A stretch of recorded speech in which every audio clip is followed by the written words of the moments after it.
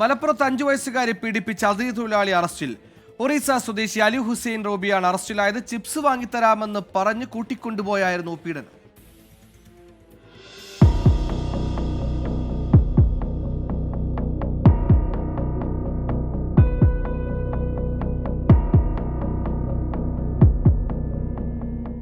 ഇന്നലെയാണ് ഞെട്ടിപ്പിക്കുന്ന പീഡനം നിലമ്പൂരിൽ നടന്നത്.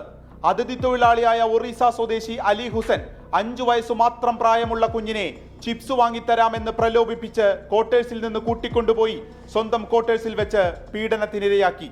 അതിഥി തൊഴിലാളികളുടെ മകളായ കുഞ്ഞ് പീഡനത്തിനിരയായി എന്ന വിവരം മാതാവ് തിരിച്ചറിയുകയും അയൽവാസികളെ അറിയിക്കുകയുമായിരുന്നു. പോലീസിൽ വിവരം ലഭിച്ചതോടെ പ്രതിക്കായി തിരച്ചിൽ. രാത്രിയോടെ ക്വാർട്ടേഴ്സിന് സമീപമുള്ള ആക്രിക്കടയിൽ ഇരുമ്പ് ഷീറ്റ് മറയ്ക്കുള്ളിൽ ഒളിച്ചിരുന്ന പ്രതിയെ പോലീസ് അറസ്റ്റ് ചെയ്തു.